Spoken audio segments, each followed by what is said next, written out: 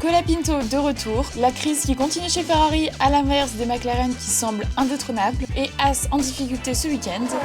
Bienvenue dans ce nouveau débrief. On se retrouve ce week-end à Imola pour ce 7ème GP. On est parti cette fois-ci pour 3 GP en 15 jours plus ou moins. Et celui-ci signe entre guillemets le début de la saison européenne, on va dire. Bon, sans surprise comme d'hab, on va parler des infos du week-end. Et même en dehors du week-end, puisque, enfin sans surprise, je pense beaucoup l'ont vu aussi. Mais il y a eu pas mal de choses qui ont circulé ces derniers jours. On parlera aussi des séances d'essai en rapide, les qualifications qui ont retourné tout le monde. Et bien sûr de la course en général. Je suis sûre qu'il y a une bonne partie que vous avez dû voir passer parce qu'en vrai, il y a tellement de choses qui passent sur les réseaux que c'est difficile d'évidemment de pas voir ou justement on en voit trop aussi. On va évidemment parler d'Alpine parce que Alpine aime bien faire parler d'elle, mais on va commencer avec des sujets plutôt plus sympas, disons. Bon, je sais pas si c'est le meilleur sujet de commencer au final avec ça, mais la FIA a quand même bien fait parler d'elle ces derniers 10-15 jours au final, puisqu'on a encore un changement au niveau du règlement. Bon, on sait que sans surprise, ça a entraîné plusieurs fois des réactions de pilotes de F1, mais aussi de rallye. On a vu les événements plus une fois, je vais pas revenir là-dessus, mais suite à ça, je pense quand même qu'il y a eu une sorte de pression quand même collective là-dessus. On a le droit du coup à un changement au niveau des pénalités. En gros, par exemple, il y aura une distinction qui va être faite entre ce qui peut être dit en conférence de presse, mais ce qu'un pilote peut dire lors du GP. C'est-à-dire que forcément, c'est pas du tout la même valeur. Je veux dire, un pilote qui dit une insulte quand il est dans sa F1 à fond, c'est quand même vachement différent que quelqu'un qui dit en conférence de presse qui est posé et calme, vous voyez. En simple, c'est ça, ils vont différencier ce qui est dit et en fonction de où c'est dit aussi. Et cette fois-ci, on va parler du Papa Sainz, parce que à ce qui paraît, on a la rumeur qui a tourné et on commence à avoir quand même pas mal de sous-entendus qui sont sûrs, on va dire. Lui-même en a parlé, même s'il reste vague par moment, mais il envisagerait bien une candidature pour la présidence de la FIA. Si c'était que des rumeurs, comme je vous ai dit au début, elles ont quand même été vite confirmées parce que même Sainz Junior, du coup, ça va être compliqué d'expliquer cette histoire, a confirmé que c'était plausible. Il en a parlé que lui, il serait très content de voir son père là dans ce job, que forcément il a mis en avant qu'il a une grande connaissance. Enfin voilà, il connaît les différents milieux du sport auto. Il souligne même qu'il a une volonté de vouloir mieux faire, qu'il est pas là pour affronter les gens, mais il veut vraiment être là pour présider avec passion, si on peut dire ça comme ça. Et ce qui suit de ces rumeurs, c'est que il serait bien en train de voir le soutien, on va dire, qu'il pourrait avoir si tenterait cette candidature, disons. Et effectivement, comme ça a été dit encore, c'est beaucoup de choses pas réellement dites, mais dites. Hein. Vous voyez, c'est toujours à prendre avec des pincettes, mais bon, on est quand même sur un truc qui est un peu plus avancé. C'est que effectivement, il y a du soutien, il en aura. C'est pas une grande surprise. Beaucoup parlent peut-être d'un conflit d'intérêts. Les deux, que ça soit le fils ou le père, on en parlait en mode il n'y aura pas de conflit d'intérêts. Maintenant, à voir si derrière on considère qu'il y a un conflit ou pas. Et on terminera avec la dernière info par rapport à la FIA. Je pensais pas parler autant de ça ce week-end. Pour une fois, ils ont des bonnes choses en soi. Je veux dire, il y a rien de mauvais là dans ce que je vous raconte. Donc, bon, cette fois-ci, on va parler du père. Encore, c'est vrai qu'on parle encore des pères. Hein. C'est beaucoup. Cette fois-ci, on parlera du coup du père de Lewis Hamilton, Anthony Hamilton, qui devrait occuper un nouveau poste au sein de la FIA, un poste qu'il occupait déjà de manière non officielle, mais cette fois-ci, ça devrait être dit de manière officielle lors d'une conférence au mois de juin. Son poste sera en lien avec le développement des jeunes pilotes et les aider, les accompagner en fait dans tout leur développement, que ce soit même au niveau des agents, etc. Bon, passons maintenant au sujet qui a aussi énormément tourné, Alpine. Je vais pas revenir sur Ox et sa démission, je sais même pas si je dis correctement son nom, j'ai pas vraiment suivi et c'est beaucoup de on dit là-dessus, c'est quand même un autre sujet. Si vous avez des choses à dire, dites-les. Moi, je m'avancerai pas là-dessus. On va bien parler d'une chose, c'est que Douane s'est fait rétrograder en 3ème pilote et c'est Colapinto qui repasse sur le devant. Est-ce qu'on est surpris?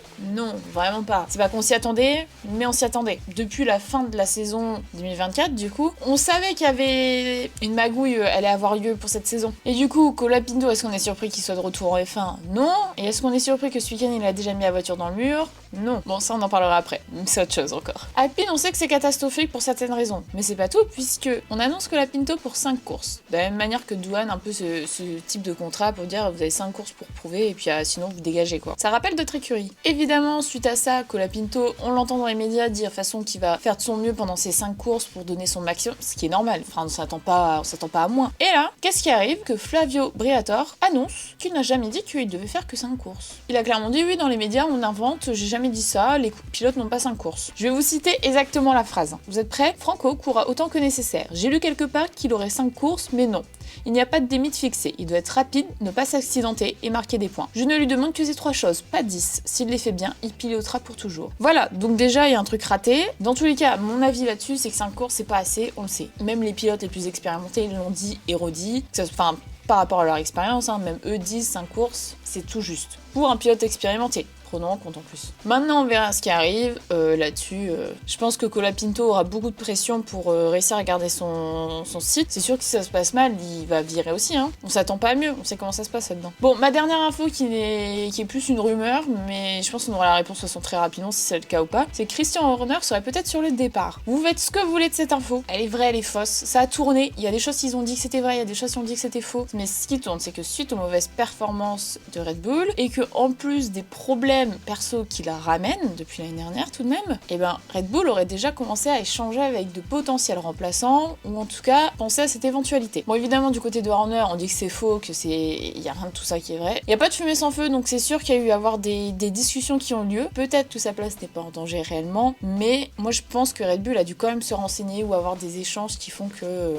Parce qu'on sait que même Verstappen s'était plaint de pas mal de fois des sous-entendus, ou même lui, on avait un peu marre. Bon, on va passer en rapide aux séances d'essai. Bon, ça va aller vite parce que sans surprise, les McLaren sont sur le devant. De toute façon, rien à dire là-dessus, on s'y attendait pendant les 3 séances incroyables. Elles sont impressionnantes, ces voitures. Même Max l'a souligné il n'y a pas si longtemps que leur voiture vraiment est à un niveau. On a eu des séances qui ont été écourtées une première fois par Bortoleto, puis une deuxième par Hadjar, qui ont tous deux fait une petite sortie, disons. Côté Ferrari, pour ces essais, franchement, tout se passe bien. On n'est pas sur des miracles, mais disons que rien de catastrophique et non plus rien de surprenant. Mais les deux pilotes, à ce moment-là, soulignent quand même qu'il y a eu des avancements qui ont été faits sur la voiture. On parle de petites choses, hein, vraiment. Et que malheureusement, le gros problème, c'est que les deux pilotes, de toute façon, se sont plaints de la même chose, c'est les freins. Les freins, c'est cata, c'est pas possible. Et si je me trompe pas, c'est le même problème qui était déjà les week-ends d'avant aussi. Et que, sans surprise, ce qui en sort de ces essais, c'est que Ferrari serait très bonne aussi sur les longs relais. Et en vrai, c'est ce qu'on voit à chaque fois. Les qualifs, c'est cata. La course, c'est pas incroyable, mais vous voyez bien qu'ils s'en sortent vachement mieux. Ils arrivent à tirer la voiture au maximum, ça c'est vrai. Et en dehors de la dernière séance d'essai qu'on met un peu de côté, Gasly avec son Alpine qui réalisera le 6e meilleur temps et aussi le 3e meilleur temps. Pareil avec les Williams qui se positionnent plutôt très très bien dans le top 10. C'est vrai que j'ai pas précisé, mais toutes les équipes ont apporté des modifs ce week-end sur leur voiture. C'est surtout avec ces qualifs qu'on va peut-être plus le voir pour les Aston Martin. Mais avant ça, je fais des petits sous-entendus par rapport au fait que les qualifs ont été bien secoués. Plus de peur que de mal, évidemment. Mais on va reprendre les choses dans l'ordre tout de même. On va directement enlever les pins de notre pied, là, comme ça. Parlons Ferrari, qui est catastrophique. De toute manière, ils passeront même pas en Q3, la preuve. Ils se positionnent pour la course, du coup, en P11 et P12. Déjà, de base, avant les qualifs, Charles parlait du fait qu'il visait peut-être la 3e ligne et que ça serait pas si mal s'il l'avait, là... On est bien plus loin. Je vous disais, Aston Martin, c'est ceux qui ont apporté même le plus de modifications ce week-end. Et en qualif, ça va se voir. Elles vont réaliser de super bons chronos et à chaque fois, elles se positionnent dans le top 10. On les retrouvera même P5 et P8. Pour rappel, quand même, Aston Martin, il n'y a pas si longtemps, c'était à la fin fond, quoi. Bon, il y en a beaucoup qui en ont rigolé sur les réseaux, mais ils disaient que Adrien Newey devait être arrivé en mode catastrophe et dire ça y est, on change tout, là, c'est pas possible. Prenez ça avec des pincettes, s'il vous plaît. Ceci est de l'humour, si certains ont du mal encore avec ça. Mais qu'importe, les Aston Martin ont quand même sorti les deux Ferrari. Faites ce que vous voulez de cette info. On va aller pleurer. Bon, passons côté Red Bull. Verstappen pousse sa voiture à son maximum comme d'habitude, comme lui ne peut que le faire. Bon, il se fera prendre son meilleur tour par Piastri à 34 millième, vraiment un rien du tout et à la toute fin. Il souligne que la Red Bull, elle s'améliore, que ça va de mieux en mieux, mais pour eux, le gros souci que lui souligne tout le temps, c'est la surchauffe des pneus qui est vraiment un gros problème, à l'inverse de McLaren qui, eux, n'ont vraiment pas trop de soucis, quoi. Et justement, j'ai vu une vidéo à ce sujet et si je la retrouve, je vous la mets là. Si je la retrouve plus tard, je vous mettrai le lien en commentaire ou autre. Enfin, la vidéo expliquait bien leur système et comment tout fonctionnait et comment ça peut pas être mis en place d'un coup pour toutes les écuries, que forcément on fait de la recherche sur des tests. Mais du coup, je trouvais ça intéressant. Si je vous la trouve, écoutez, partagerai un jour. C'est malheureusement pour Tsunoda que les qualifs vont s'arrêter très très vite. Il a subi un gros accident et pour le coup, il a pris le vibreur. La voiture part et c'était déjà parti en tonneau. Même lui a dit qu'il a voulu trop attaquer trop rapidement. Bon, la vidéo elle est impressionnante, hein, c'est clair, mais il s'en sort bien. Sinon, évidemment, je pense qu'on serait pas là à parler de tout ça. Du coup, la Q1 va repartir bien plus tard et ne va pas non plus durer très longtemps puisque cette fois-ci c'est Colapinto qui va nous sortir la voiture. De la même manière, il va pousser la voiture à son maximum, il va vouloir, comme je vous disais, il y a de la pression derrière donc c'est sûr qu'il va pousser à son max et ça n'a pas manqué parce que suite à ça, il va mettre la voiture dans l'herbe alors qu'il en avait vraiment pas besoin, c'était un peu de trop. C'est pour ça que j'en rigolais déjà tout à l'heure quand Flavio disait « Oh, moi je ne demande pas grand-chose », trois choses, c'est déjà compliqué. On en parlera plus après, mais c'est vrai que au final, pendant la course, du coup, il s'est plus calmé.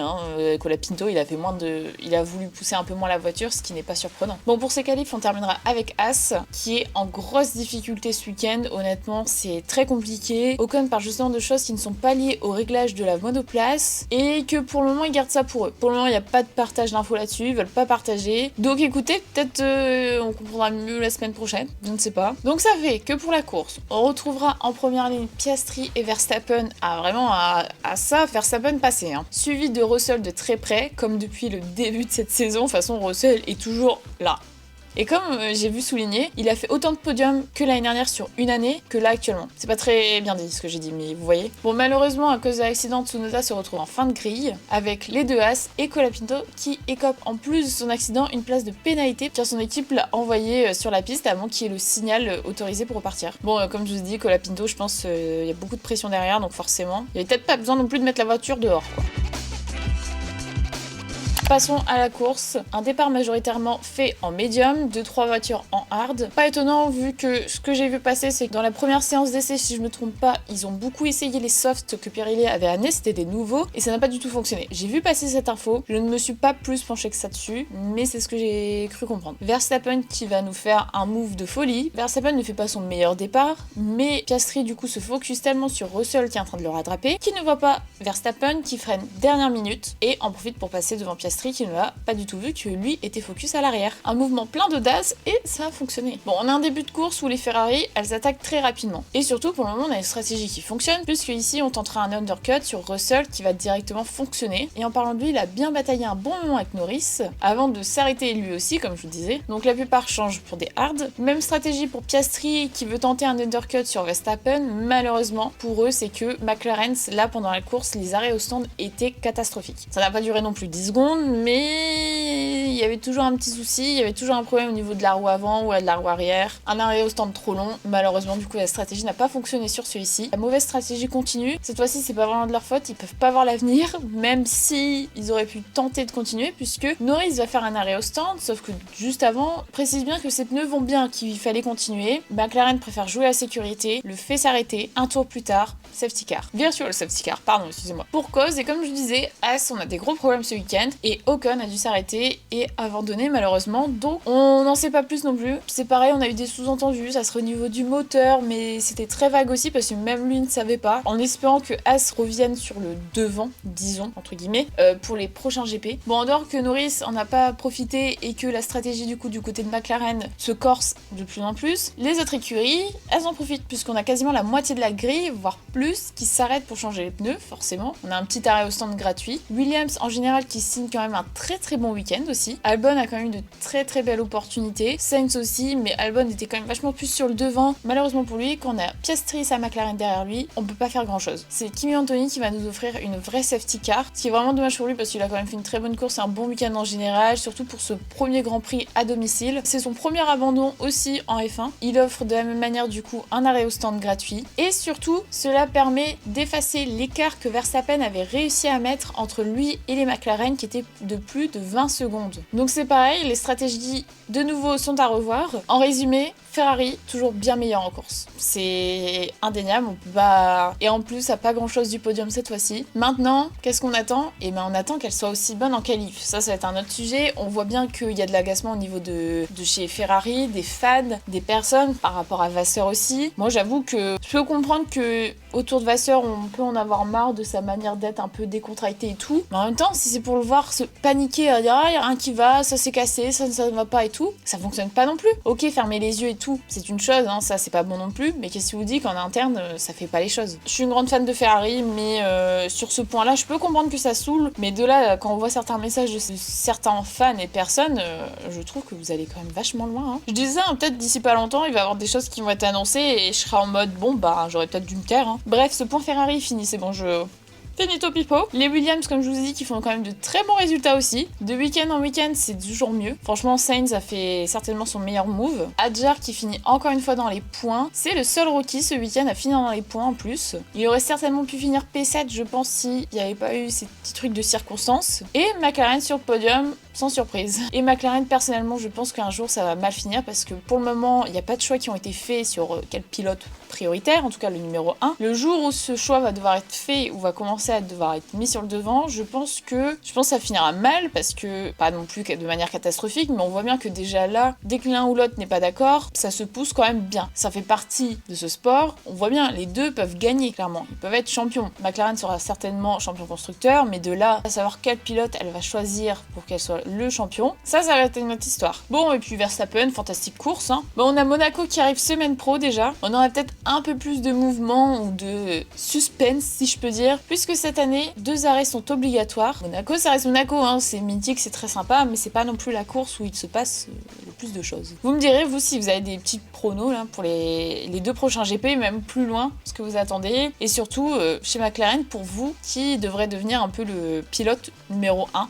Dans tous les cas, merci beaucoup d'avoir suivi ce GP avec moi et merci d'avoir regardé cette vidéo. Si elle t'a plu, n'hésite pas du coup à liker, t'abonner ou même juste commenter, ça fait toujours très plaisir. Je sais que le dernier débrief, j'étais pas là, mais normalement, ce week-end, forcément, je suis là. Monaco et Espagne, normalement, pareil. Je vais travailler très dur pour vous filmer les débriefs et les sortir le plus rapidement possible. Et depuis la dernière fois, on est déjà bientôt 1000 sur la chaîne. Ça peut paraître dérisoire pour certains, mais moi, ça me fait extrêmement plaisir.